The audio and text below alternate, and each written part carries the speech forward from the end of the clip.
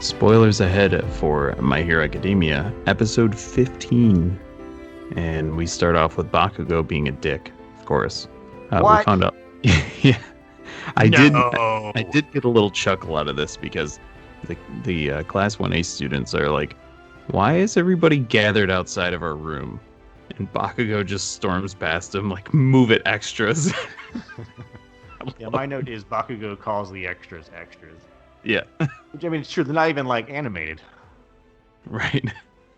And everyone's trying to get a look at their stiffest competition because they're the only students in the first years who have had like actual villain experience.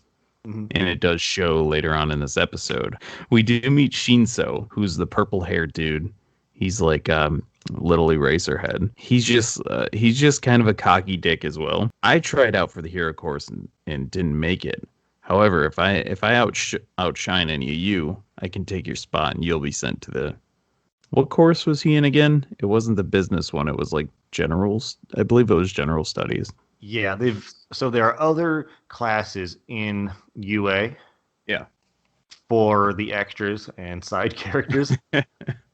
So there's a class for support for people that make equipment that supports the heroes, which I've got so many questions about how they allocate those resources. But there's that one. They've got the business students, which we'll talk about in episode whatever. They have a pretty brief thing, but there's a business class. And then I think he's in, I think you were right when you said general studies, which is, I guess maybe it's just regular students. So like they're not, the entire school isn't all superheroes. Right. Some of them are people, kind of like not everyone that goes to Alabama is a football player. Most of them are, though. Some of them are people that want to have sex with football players. Yeah. So the thing about it is, the thing that seemed kind of weird is that there's Class 1A and Class 1B is also the hero course, which is like Tetsu, the orange-haired chick, I can never remember her name, the green vine chick, all those ones. So why wouldn't Class 1B, the secondary class, be the first one to have students removed? I don't know. So Shinso is just trying to get in their head. Yeah, it's more about that class is the one that has attention, so he wants to outshine them. Yeah. It's not as impressive to outshine the people that aren't already famous. True. Like, he's trying to dunk on Shaq, not that guy that also plays with Shaq. Yeah. Shaq's back up. The Shaq up. No. Okay. Okay. So, I know Tetsu is your favorite character, but that's the steel guy. I do love in this, is it this episode? No, it's the next one with him and Kirishima. We'll get into that. After they meet all these side characters, or extras as Bakugo and Jeremy call them, they have just a power refinement montage, which is just everyone training. There's heavy security here this time at the sports festival, because last time the villains busted through on USJ, and they used the media as cover. Mm-hmm. So this time the media is being left to the side, and the the one news lady is having a fit, and it's pretty funny. Yeah, but the only thing I really noted, like, they explain they're gonna have a foot race to kind of get rid of the first chunk of people. Yeah. In the tournament, and I found it really weird that Deku managed to get out in front without using his quirk. Mm-hmm. It just happened off screen. I'm like, oh man, how's he gonna get through this without breaking himself? And then he just did. Like, he couldn't get out of the emergency exit, but he managed to go through. Like, because everyone else is gonna be using their quirks. Like, he should have gotten steamrolled by someone who turned into a giant cabbage and rolled through everybody, or whatever weird quirk's gonna happen. Someone springs off his head, or I don't know, like summons refrigerators to make a path. I don't know. Yeah. There's a couple things I wanted to hit up really quick. So the sports festival, not only is it like a big event in a stadium, but there's also like a fair type thing around it, which I thought was pretty interesting. So it's like an entire festival on top of it being like a sports event, which maybe that's why it's called a sports festival. I don't know. But Mount Lady's sexing it up. She convinces that dude to just give her free food by, you know, rubbing herself. I forget what she did, but she was just wiggling. I don't think she rubbed herself. I imagined it. And Miss Midnight, the the other one, she's like the sexy whip lady, and one of the kids is like, "Is that appropriate apparel for a high school?" And Minetta's just, he doesn't say anything. He's just got like the two hardest thumbs up ever. I can't describe it, but if you've seen this, you know why Minetta's my favorite. They call up Bakugo to, he placed first on one of the exams or whatever, so they called him up to say something. He just says that he's gonna win, just starting more shit, which again, I do like this part. Him screaming all the time is very annoying, but him being a cocky prick is funny.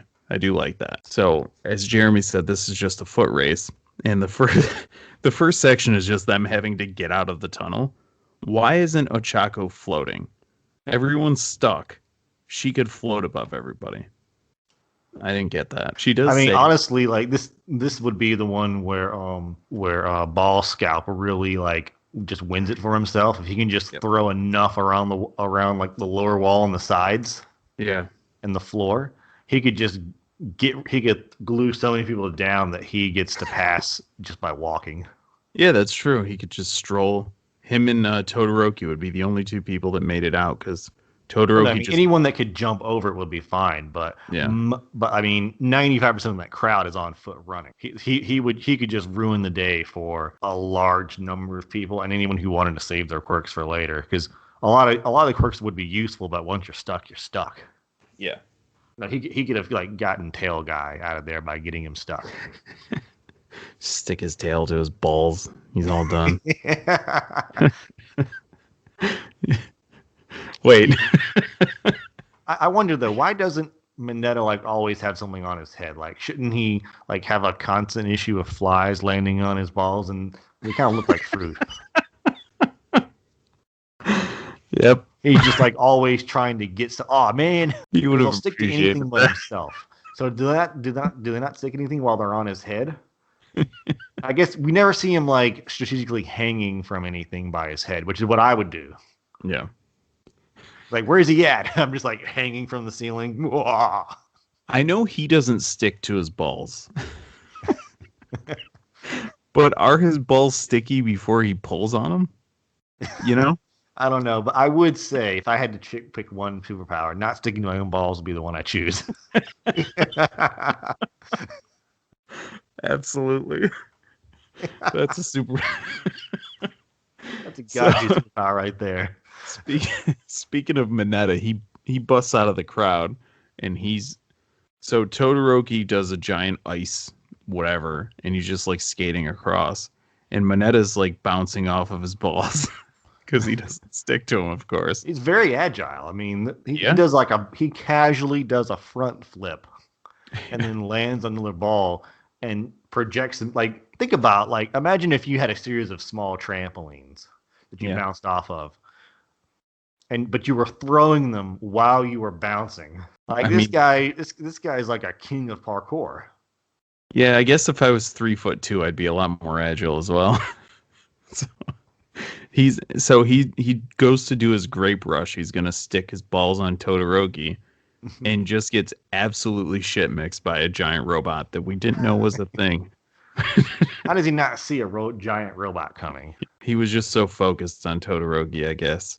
And every time I type Mineta into my Google Docs, it types Ninetta. So I don't know who that is, but the episode wraps up with Todoroki just building on his lead. So, man, there's not a lot of notes to be had during these episodes, but holy shit, are they good?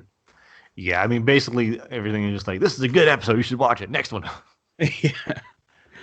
So, which, I mean, in this series, I think the intro got a little bit longer and the outro got a little bit longer. I think the episodes are shorter overall, so that might just make sense. Like, we went from having 20-minute episodes to, like, I'm going to say 16-minute episodes. Yeah.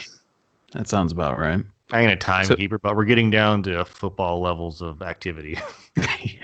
So what are your thoughts? Do you like this intro theme better or the season 1 intro theme? You mean the song? Yeah. I mean, I just skip it anyway. Yeah, me too. But you got to listen to it once, right? Yeah, I don't remember what it is though.